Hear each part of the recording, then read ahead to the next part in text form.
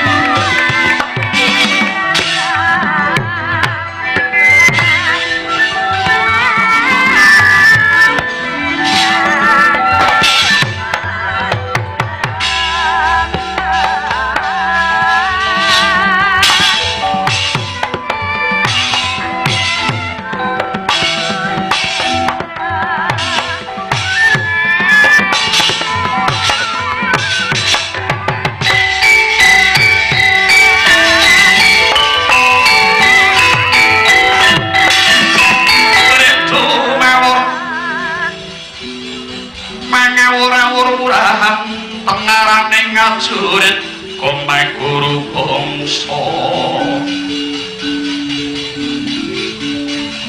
tetep kaya butula para panjriting turangga westi nyuwun dwaja kang kekiter kata ingkang dwaja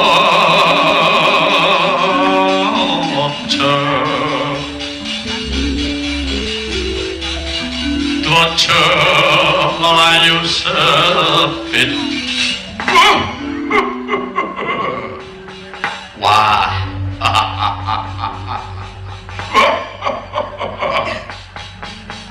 Man Haryawerta, man Suliwerdi, man.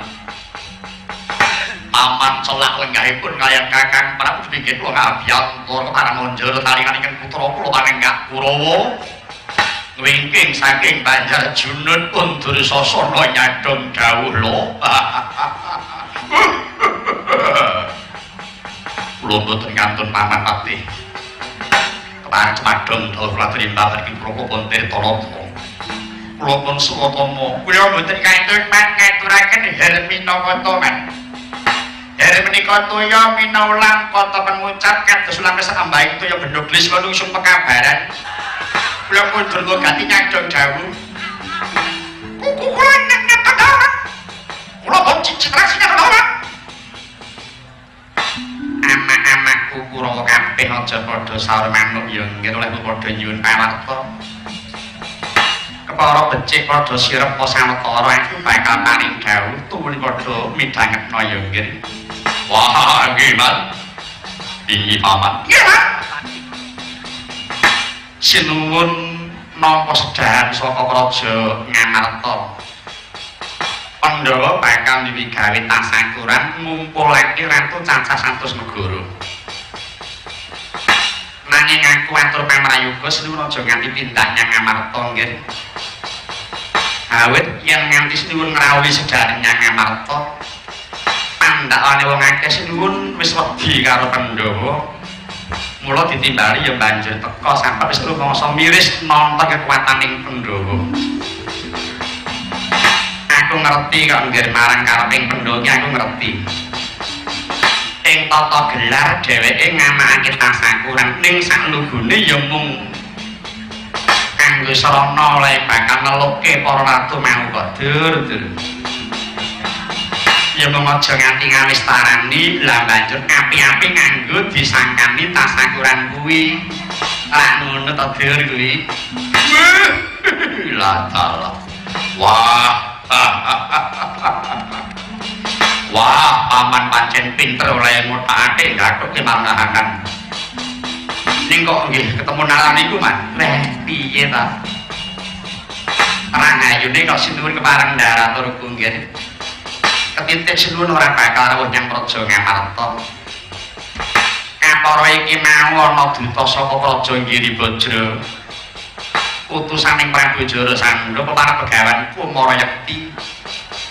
Ingkang wigati ngupaya menungsa kang sinung getih putih bakal dipateni sakono kang bekakak ana kraton Giribajra kono. Aku gawes ndhawuhake marang Kumarayekti yen menungsa ingkang sinung getih putih iki saiki mung kalih Puntadewa. Dheweke banjur pamit daya-daya Patih Ngamarta bakal ngudi patine Puntadewa, Dur. Mula iki saya enteng tanggung jawabmu nggih para Kurawa. Sabab ora susah dadak ngrekoso mateni Puntadewa, wis ana sing bakal mateni kok nggih. Paman Senguni, apa Tirtanata? Namung sajaipun kados pundi paman? Menapa sakinten saged dipun jagekaken kadibayaning prita kula paman? Pangrasaku kok bisa nggih Tirtanata? Awit yen nonton Sarating Teja ingkang mantra nang dhuwuring tenggak kae mau sajake kaya dudu sak lumrahe pendhita ning mau daya luwih kok Tirtanata. Mriki paman. Menawi sekinten pendhitanipun Mindha Dano mangke kula piyambak ing saking ngaco dhateng napa? Mulai gagal tas kedoan. Ah, syukur nggih, syukur Citraksi bisa mbobong atiku maturmu nggih Citraksi. Sumurupa kabeh anakku Kurawa. Dina iki sinuwun kepareng ndak derekake leledang ana Laladan Ngamarta. Kersane Sang Prabu ora bakal mlebu marang pasamuan. Mung kepengin ngulatake ratu ngendi wae sing padha teka mengko. Awit aku mesthekake ya ratu sing padha teka mau ing besuke bakal sabiyantu marang Pandhawa tumapak ing Bratayuda kuwi. Mula kanggo sira klub Swatama iki paman kados pundi? Kowe kudu sing permana ngulatake ratu-ratu sing teka mau ya nggih. Inggih. Cateten jenenge lan negarane perlu ditanggo pepenget lan kanggo pangertenku. Mli. Paman sing wis tak dawuh. Gandeng wis ora ana sing usul. Ayo padha ingkang bebudalan nderekake jengkaring sinuwun nggih para Kurawa. Ah, nanti dulu. Mengke kriye? Kowe arep usul apa Dermagati? Ora dadi matura. Terima kasih paman pariwekta dhateng kula saha kula dipun dawuhaken permen yang terakhir. Kowe kena usul yang mung tak jaluk yen usul ujubna saran sing becik Dermagati. Bab saran niku jelas ada.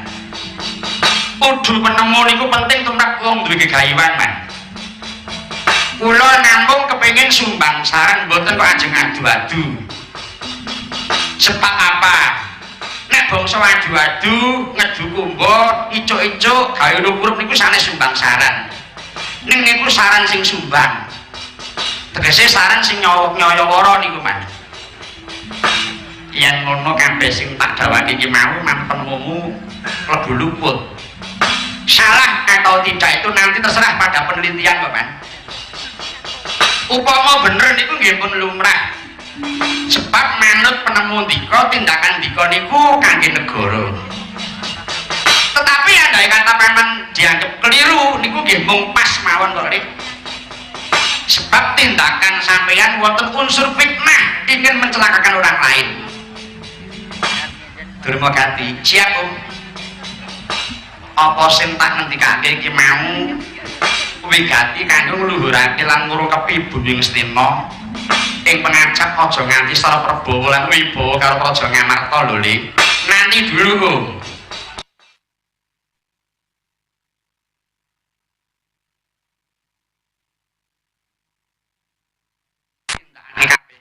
Tau parentahe ratu iki lho.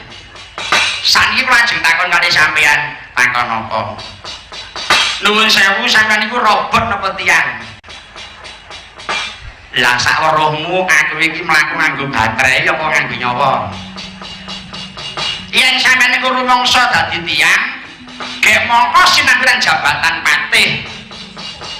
Tugas sampeyan niku wau ganda lho. Nggih nindakake dawuh ratu, tapi juga diperbolehkan mengingatkan pada sang raja. Mila sebelum ngendikane ratu digedhok tadi keputusan, ndika kedahe nggih kudu penemu Om. Nek enten kleru ning ratu nggih dibenerke. Nek tindakan ratu niku feodal ya kudu dielekke, ampun mung asal bapak seneng lho Om. Atiku wis kerasa kok, Dir. Nek kowe arep ngoncek aku wis kerasa. Pancen tak akoni kok yen ke neraka kuwi karena pengaruhku. Lah, tak tenan to. Saniki wis takon melih, Mas. Takon apa? Napa bedane tembung karep nyukupi kalih nyukupi karep? Karep nyukupi kuwi karep ya bisa wong rangkungi. Kuwi karepe. Ning yen nyukupi karep kuwi nyukupi butuhe dhewe. Ora ngono ta? Leres pancen nggen tata gelar ndika niku gadah karep kepengin nyukupi. Tapi dalam batin sampeyan yang sudah divisualkan lewat tindakan sampeyan jebul ndika mung nyukupi karep nggih mboten. Ora tedeng aling-aling tedeng. Ora mung karep nyukupi ning malah dua-duanya. Terus terang sebab kabeh iki karep tekan butuhe kok nggih. Tekan butuhe niku sing sampean jangka ning mang titeni Mas. Ora tekan butuhe kepara malah kewalik ya mung butuhe tekan gitu. Kancane mangkat melu mangkat mung butuhe tekan. Perkara hasil atau tidak itu nanti urusan belakang. Akhirnya wis ngerti kowe. Gene wis mudeng. Mung kali iki mangkat apa ora kok dadak kakean rembug. Ha iki monggo kula derekke. Kari nonton mawon iki mengki. Sing mati niku Pandhawa napa Sengkuni gitu Mas. Malah dungake pakne cilik. Kengkenan pendhita ajeng mateni Puntadewa, tapi saya yakin kok Mas. Tidak hanya yakin, aku yakin kepala Ainul yakin Puntadewa ora bakal mati. Sebab begini iki lakone sanes patine Puntadewa titik. Cak nek koplo swatama kula wonten dawuh para daki metu njaba nggih parentah napa radio kula kaya adat saben lumengestu sing ati-ati bli kenjeng bida gumuruk saking Astina negeri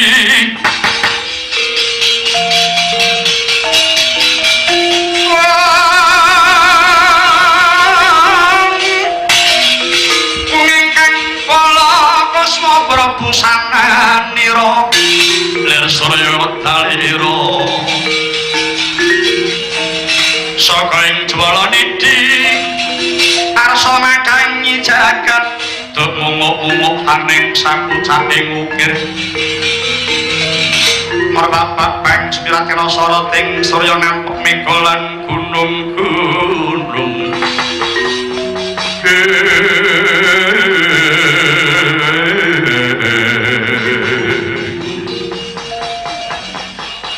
Siker beda sang ya poro-poro semiaso punang bende bali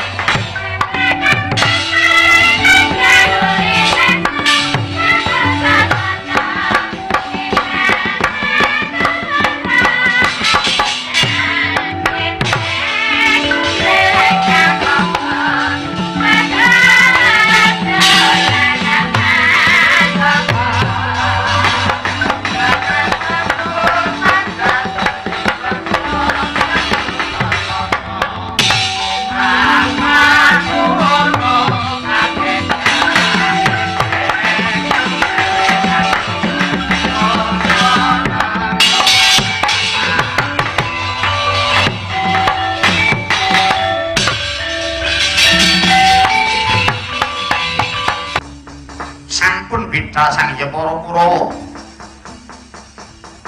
andhenaken jengaring Prabu Duryudana Anggen ucap sekali Sang Prabu Kurwati. Hambari lampah nggih. Katingal sampaning Prabu badhe wapanan panganing pasanggaran. Sang Pradewa Marawati Nareswara Kresna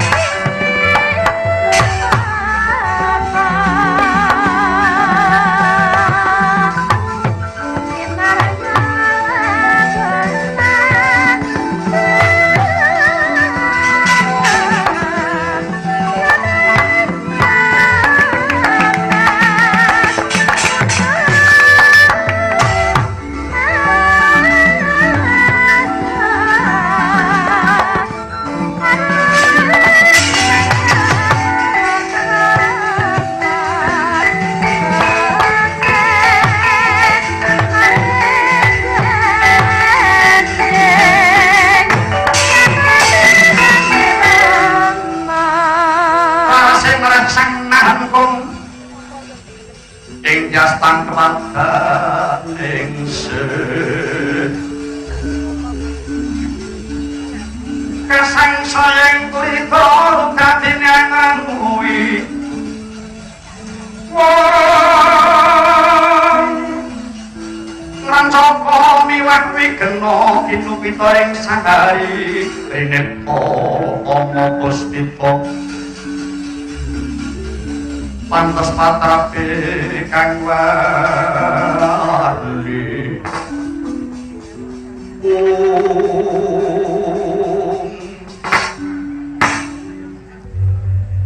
Adimas Setyaki nuwun wonten Prabu paring amin siri Prabu Setyaki si Adi mau mireng dhewe munggo apa kang dadi pentingane Kyai Prabu Kresna manawa dina iki Rajaning Raja Dwaraka pinastani mangkon Kakang di nanging pun Kakang ya ngrumangsani pun Kakang ora bakal disuruh minta apa-apa menawa disengkuyung para narapraja lan para satriya utamane para kawing Raja Dwaraka kene ya nulinggi Prabu Penastan gesang kula prostamaken minangka wimbuh kegiatan Paduka Prabu anggenipun badhe mapangaken mongsah saking nagari Giribojo kados ingkang sampun kadhawaken Paduka Prabu Mandunaka anggap yagung rikala semanten Setyaki pun Kakang ora ngira menawa Mandura bakal tekan mungsuh kang tanpa sangkan turta nganggo wanci Madyarantri enak-enak wong padha Drupadi. Mulane ora sithik kurbane kawula Mandura di. Nganti pun Kakang keplayu marang Drupadi iki ya sampah saka nggon ngawekani marang tekaning musuh mau. Selawas urip ya lagi iki di Baladewa ngendani musuh. Prabu priye? Anggen Paduka jengkas ing Mandura kula wau mboten badhe nyuda luhuring derajat Paduka awit jengkal Paduka menika mboten ana wajrih kaliyan kiyataning mengsah namung inggih labet mengsah ingkang dhateng tanpa pariwara duwe nanggung ing wanci dalu ibaratipun kados tiyang lumampah wonten tengahing margi mongko mboten jawab mboten grimis lajeng wonten swanten gelap ingkang swara sinten iki mboten kaget kok Prabu Para nyata tuwis Setyaki. Mula aja dikira pun kakang wedi marang musuh. Pun kakang ora tiba-tiba nampa pas kaya Kresna bab. Kulo maksudane Raja Durati iki. Oh ora pingi. Iki mumpung ana wektu kanggo tata-tata yai. Tetep pun kakang ngenteni sak tekaning mungsuh iku mau yai. Nuli Bapak Prabu. Bilih mekaten dari paduka boten kendel. Derek paduka Prabu badhe ningali kados menapa dedhapuranipun Prabu Ramsa menika Prabu. Paduka kula nuwun wonten dawuh sinuwun. Sarekatna wadya Mandura. Monggo wadya Dwaraka kang wigati ada musuh aku to. Lho iki suwun ngetake dawuh. Setyaki wonten dawuh. Dawuh marang kabeh para panira Dwara lan Mandura. Ingsun kundhut padha netepana marang pastyaning satriya Tama. Kados pundi kabaripun. Satriya Tama iku sepisan setya mringnusa bangsa lan negara kang lumaris disebut Setya Prabu. Mriki.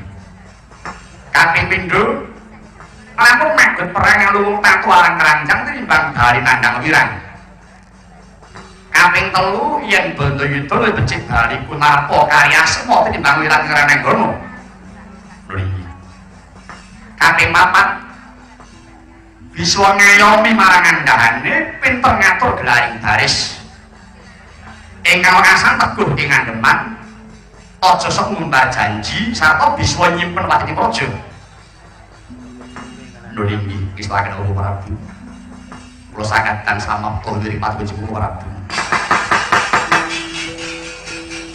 Kadang padha lan becik.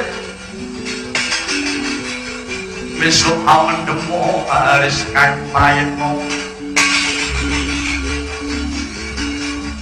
Yo sarong wonging Gurawati.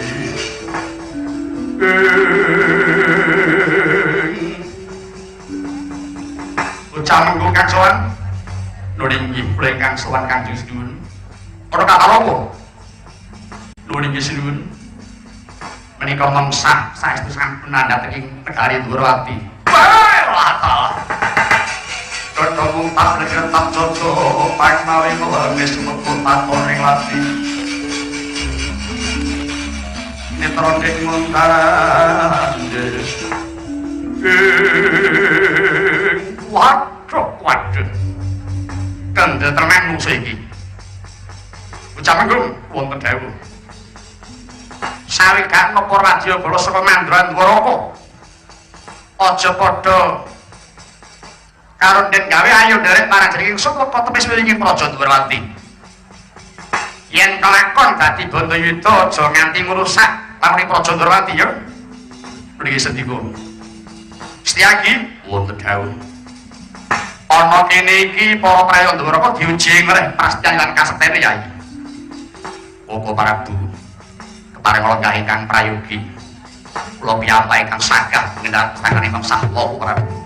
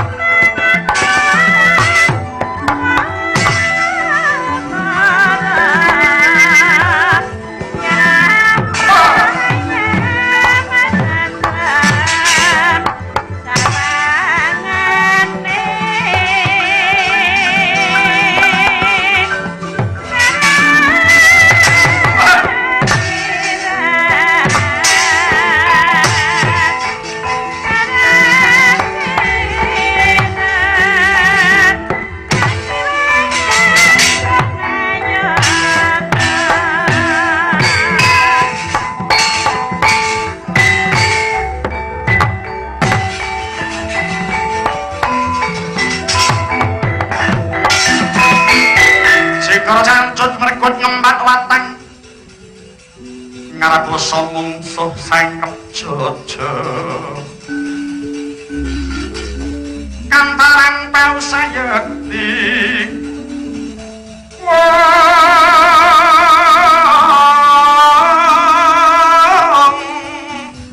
dingoleno prateng lampus sirna madyaning palugun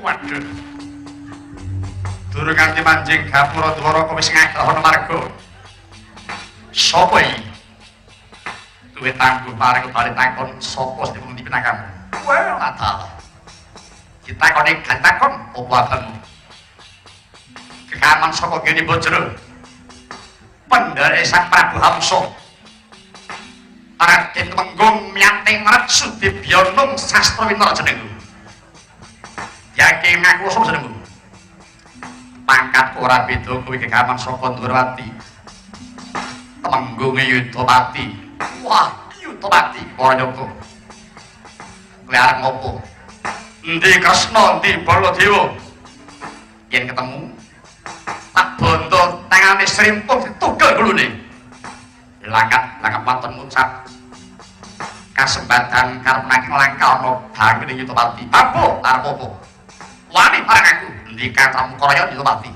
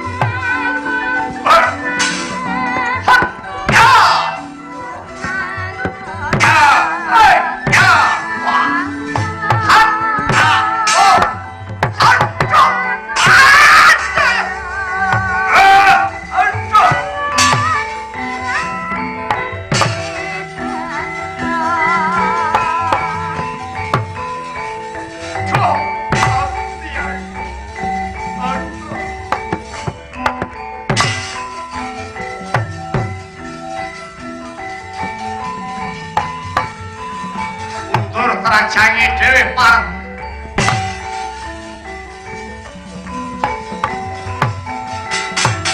oi ya awas ya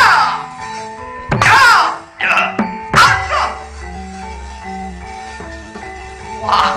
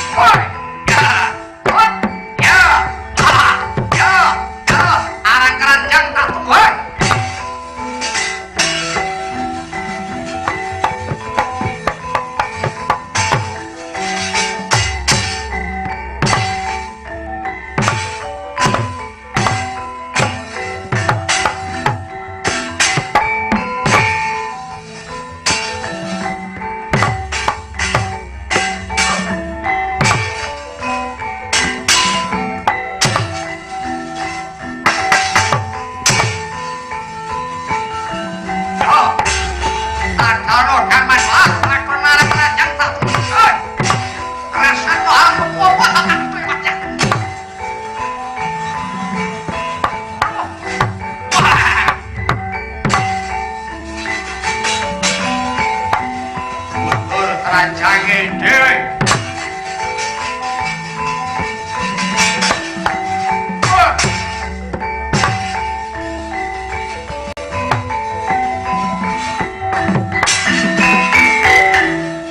Musekan jroning kewa mandikata munclang pedangipun kang katamen praja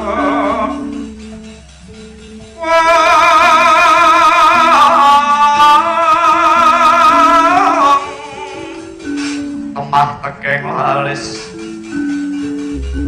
surat manengkar gumuru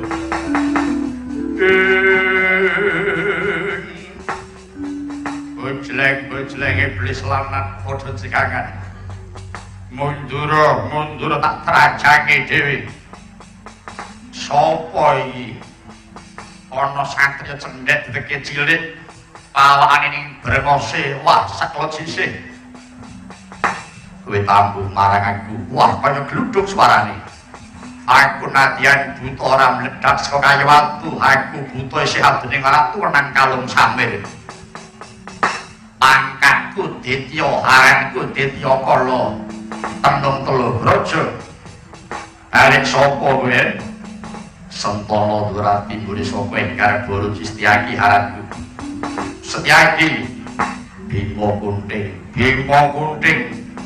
Singa Mulang Jaya Wasnira Yuyudana tambah yuda tambah wah akeh jenenge Setyaki ana parang ndi Baladewa ndi Kresna ndak tugele gulune langkah ana pangen Setyaki ora minggat gandrak limpahmu wae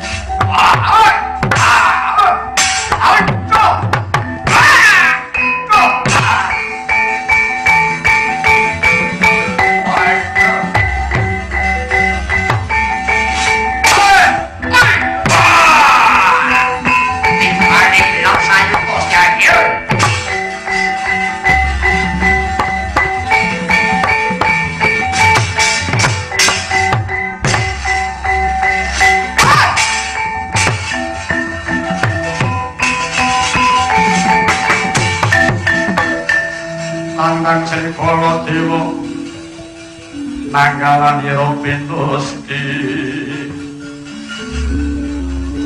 mungwing swangga Rena.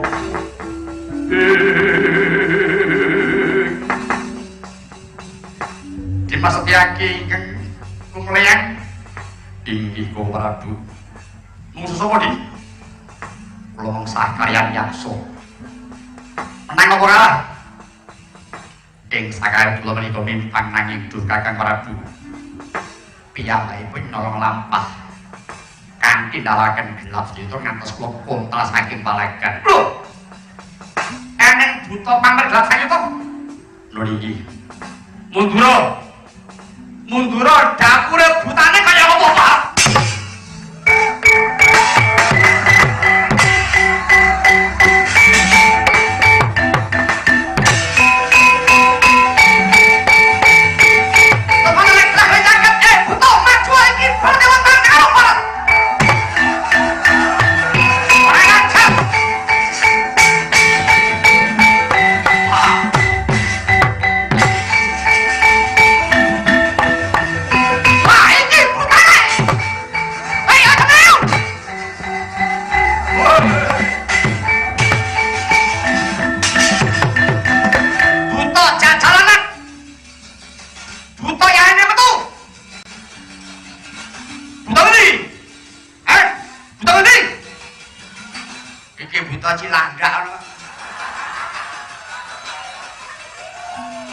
Butane soi.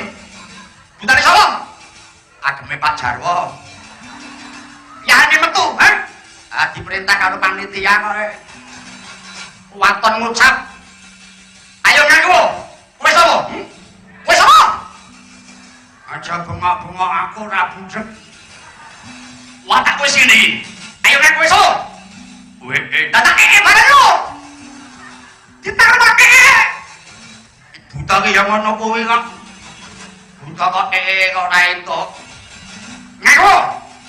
Kowe tangguh marang aku iya.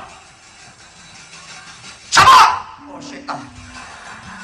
Malah uwur mikir aku tok sentake ngono kowe. Wis lalen disentak. Aku dadi kala tenung telu braja. Wah! Tenung telu braja. Iya. Buta tukang ngangkat iki. Gak iso sapa iki? Piye? Piye? Kowe iki sapa? Lho. Durung ana karo kowe? Durung ana? Gong. Wah, gong iki buta ngewi, gong. Lek nang mripatmu, balon kupingmu. Ratu Medura Prabu Baladewa Pakrasana. Soal itu toh, ya jalan dara. Tadi. Mbah. Kaya jemung susu ayo. Baladewa tandingono. Lantalah. Ketolong hati-hati. Rasa meling. Rasa meling. Meling iki apa? Oh, alah. Wong Sultan kok dipaido. Lakon Huntal Malang. Waduh kadoan. Kadoan utang yang malang iki apa? Kok ini kurang utang-utangan? Mana selene suruh iki. Huntal Malang iki aja dipedhot-pedhot dadekno siji kuwi sumpah kok ngutang yang Malang iki ngopo? Jadi dicepat pirang-pirang desa dadak yang Malang. Datang ngebis. Orang saya iki Baladewa Huntalan arep milih apa? Arep nguntal apa? Nguntal sirah, nyo sirah. Nguntal dodo, nyo dodo. Nguntal kuku, nyo. Alah mbok nyo kono. Nek butuh ra yo ruwet sodok-sodoke. Kowe kok isih? Alah ora ngaku omahe kek isih. Wah, lakon wae iki tungkakku kacau.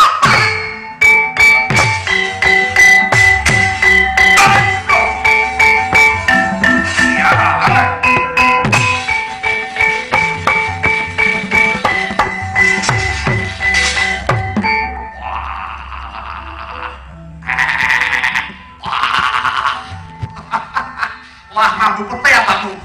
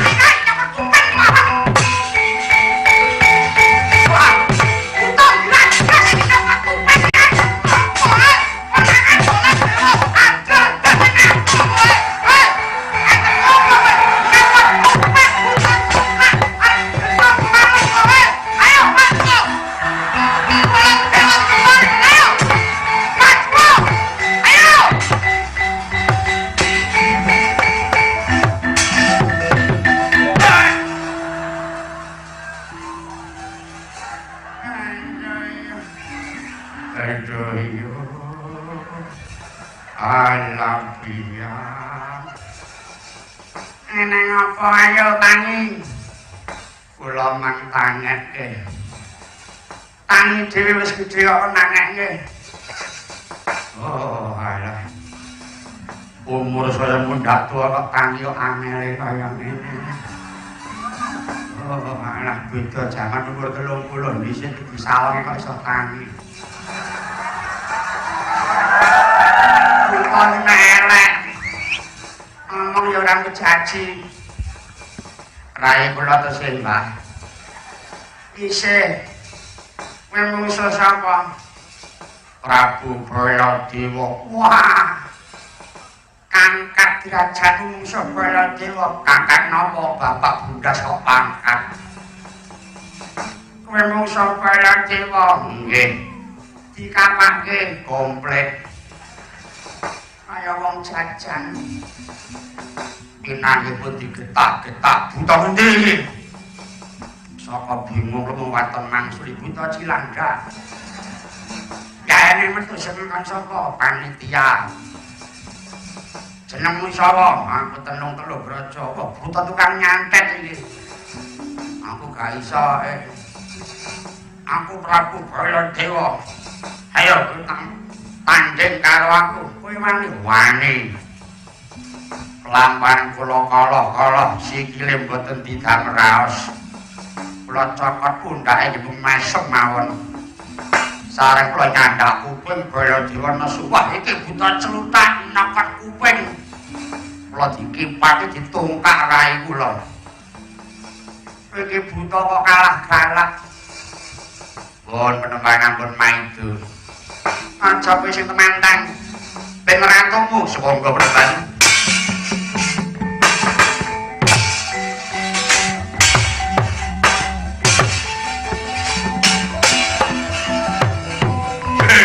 Mundur, rajane Dewa.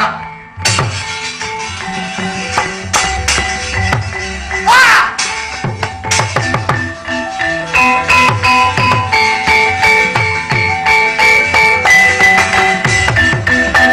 Cikrang kala teningal. Acangku samion tali loro katet nulting kondo. Kanjeng kumeng cangniting. Menjang sangat jimicil lagi nyomedal liwus terus kok surawi longgo kaya buto singo wargil pasti jonggo dendanyo mangambak boyo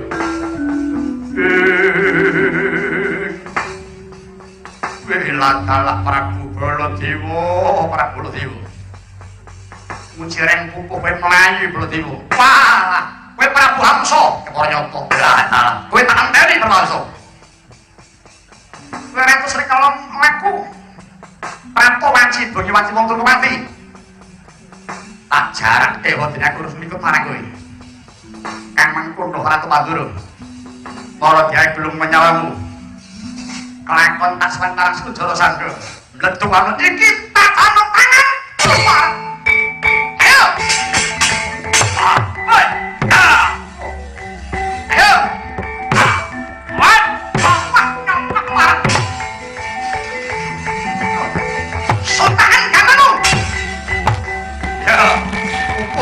Senhor pada morreu.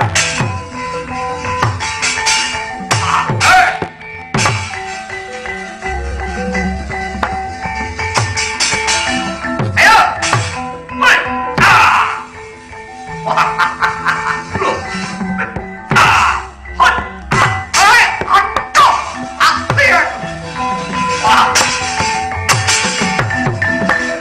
Rambut, urip dinggo apa nenggolok madana.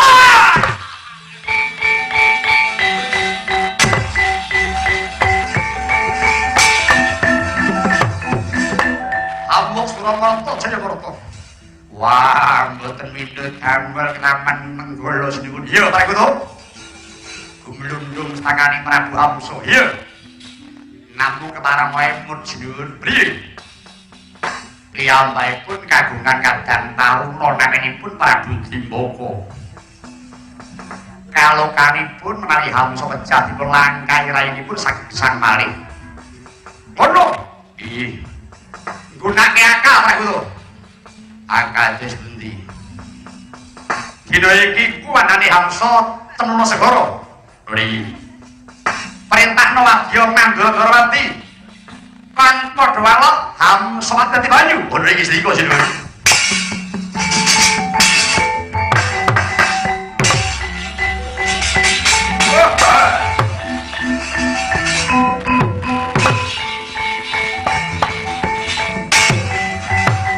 Para wadya padha walok Hamsa mati dadi banyu, dadi banyu, dadi banyu. Hamsa dadi banyu. Hamsa dadi banyu. Hamsa dadi banyu, dadi banyu. Hamsa dadi banyu, dadi banyu, dadi banyu. Hamsa dadi banyu, dadi banyu, dadi banyu. Hamsa dadi banyu, dadi banyu. Dadi banyu, dadi banyu. Hamsa dadi banyu, dadi banyu. Dadi banyu. Mati dadi banyu.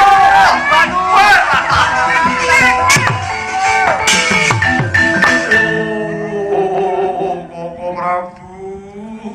Koko Prabu Hamsa pisah boten ganggu kelapat Siddhartha Toya walakalah Baladewa pancen nampuh pusakamu Kakang Prabu Hamsa wis dadi anteting Prabu Dimbaka sabaya mukti sabaya mati. Oh Kakang Prabu kula boten ganggu sumusul paduka kok Prabu Amya sampun temu.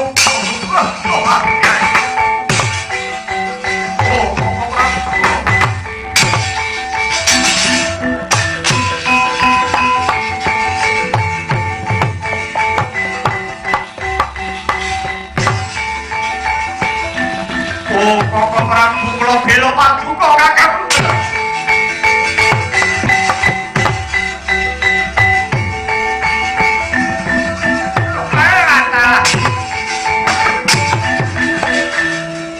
Lang-lang indriya mangun kong kanggo batri manglir-lirna tanpa kanen. Yen tangtulus mengko dyah utama. Lakalah seswaku nggih Hamsa Dimbaka kowe kena ngapus Dimbaka kowe dadi korban akaling Baladewa wadya Dwaraka Mandura padha walok Hamsa mati dadi banyu Dimbaka sesusul ambil segara bela pati lah ora mung naka laka ya digunakake wong Mandura iki ya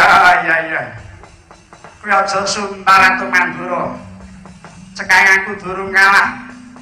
Ning aku ora ana gunane ndadak maget musuh nang Baladewa. Becik aku bali nang Giri Bocor matur marang sinuwun nggo dadimu Baladewa.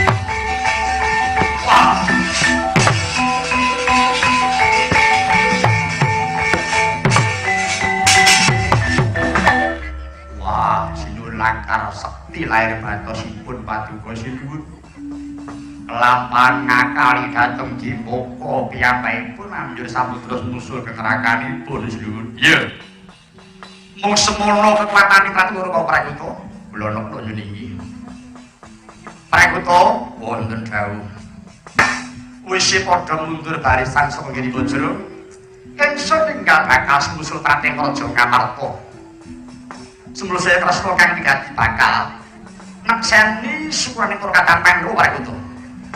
Lho niki namung sugeng patuku ingkang sinuwun. Kowe enggal bali nyang Praja Mandura. Kula napa niki.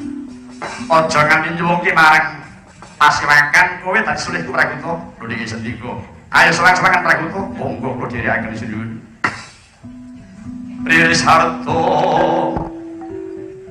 pawanuting ranu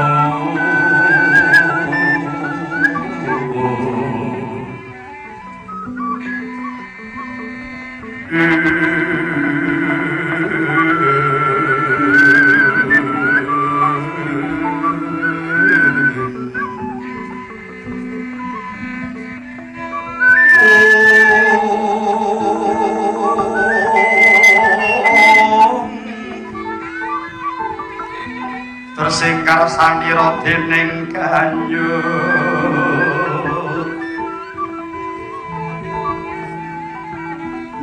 manis seling rapuh